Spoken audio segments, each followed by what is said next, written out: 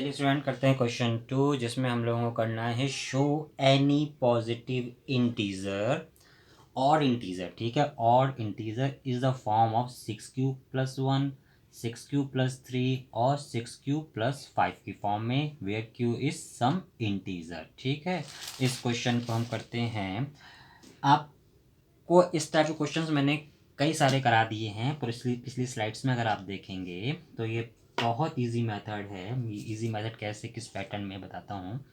देखिए, इस क्वेश्चन में कुछ हमें तो पैटर्न दिख रहा है। पहला पैटर्न क्या दिख रहा है, 6q+। पहले सबसे पहली चीज़ लिख लीजिए कि आपको यहाँ पर ऑड इंटीजर के बारे में कह रहा है। ठीक है, ऑड इंटीजर्स के बारे में बात कर रहा है पहली चीज। और इसके बाद कह रहा है कि आपकी जो वो वैल्यू हैं, वो वैल्यूज आपकी हैं 6q+1, 6q+1। दूसरी वैल्यू है आपकी 6q+3 और थर्ड वैल्यू है आपकी 6q+5। ठीक है, अब आपको यूक्लिड डिवीजन मेथड का फॉर्मूला पता है, a is equal to b q plus are.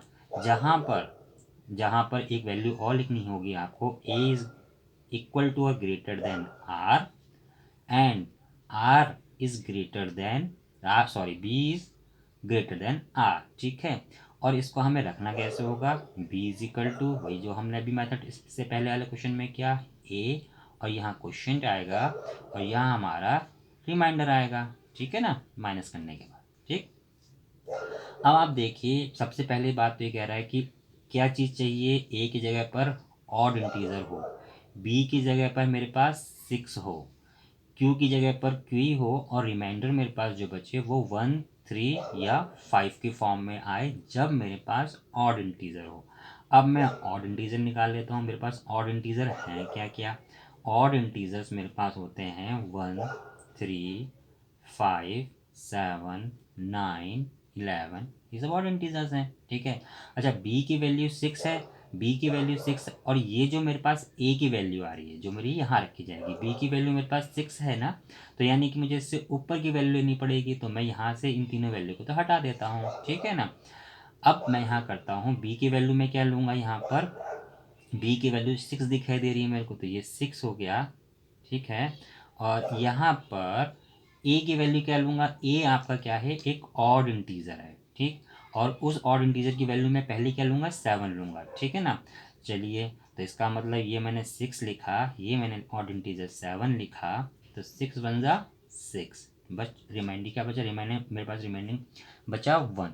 अब रिमेनिंग बचा 1, क्वेश्चन बचा 1 और मेरे पास 6 क्या था मेरा, 6 था मेरा बी वैल्यू। ठीक है, अब मैं इसी को इसी फॉर्म में लिखता हूँ कि अगर पहले तो a is equal to b q plus r, जो मेरी फॉर्म है यूक्लिड लेमा मेथड की। अब a की जगह पे मेरे को क्या रखना है, a की जगह पे मेरे को रखना है आपका, a की जगह पे मैं रखता हूँ अपना ऑड इंटीजर, यानी कि a है क्या, odd integer b q plus r. ठीक है, ये क्वेश्चन ने मुझे दिया है कि इस फॉर्म में रखना है। और इंटीजर मैंने क्या लिया था, 7 इज इक्वल टू बी की जगह पे मेरे पास क्या आया था, बी की जगह मैंने क्या पुट किया था, 6। क्वेश्चन मेरा क्या आया था, 1। क्वेश्चन में उसने कहा कि क्वेश्चन को क्वेश्चन के फॉर्म में क्यू के फॉर्म में रखो, और रिमाइंडर मेरे पास क्या आया है, वो आया 1। ठीक है, तो क्या ऑड, ये ऑड इंटीजर 6q+1 की फॉर्म में नहीं आया, आया बिल्कुल। ठीक है, तो यानी कि पहली वैल्यू तो मेरी प्रूफ हो रही है, 6q+1 की फॉर्म मेरी प्रूफ हो गई। अब मैं इससे अगला वाला इंटीजर लेता हूँ, वो ऑड इंटीजर क्या है, वो ऑड इंटीजर है 9। तो अब मैं यहाँ लेता हूँ 6, ऑड इंटीजर है क्या मेरा 9, और यहाँ पर मैंने इसको डिवाइड किया, तो 6 1 जा 6, रिमेनिंग क्या बचा मेरे पास 3। अब मेरे पास ये किस फॉर्म में आया, a is equal to b q plus r, जहाँ a मेरे पास ऑड इंटीजर है, b मेरे पास 6 है, और b अभी यही लेते हैं, b क्यू प्लस आर। अब मेरे पास ऑड इंटीजर मैंने क्या लिया है 9, b क्या है मेरे पास 6, क्यू मेरे को क्यू के फॉर्म में लिखना है, और जो रिमेनिंग बचा है मेरे पास क्या, रिमाइंडर बचा 3। तो मेरे पास जो दूसरा ऑड इंटीजर है उसकी वैल्यू 9 = 6 के फॉर्म में आ गई ना। देखिए 6 के फॉर्म में चाहिए थी, आ गई।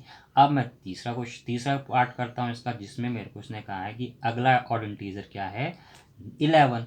तो मैंने ये लिया 6 और ये मैंने लिया 11, और यहाँ पर मैंने 6 × 1 = 6 किया, मेरे पास रिमाइंडर बचा 5।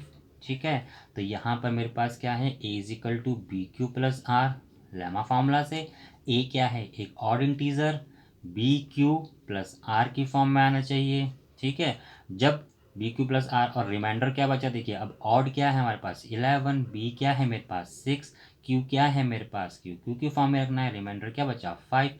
तो क्या मेरा ये ऑड इंटीजर 6Q + 5 की फॉर्म में नहीं आया, बिल्कुल आया 6Q + 5 की फॉर्म में। तो इसका मतलब ये है कि कोई भी ऑड इंटीजर आपका 6Q + 1, 6Q + 3 और 6Q + 5 की फॉर्म में लिखा जा सकता है। ठीक है, अब हम इसी में अगला क्वेश्चन कर लें। क्वेश्चन ये 2 था, क्वेश्चन 3 मैं भी छोड़ रहा हूँ, क्वेश्चन 3 में बाद में बताऊंगा आपको, 3 और उसके साथ एक एग्जाम्पल भी दूंगा। और इस टाइम पे मैं क्वेश्चन 4 और 5 के बारे में बता दे रहा हूँ, क्योंकि वो एक जैसे सिमिलर ही क्वेश्चंस हैं। ठीक है,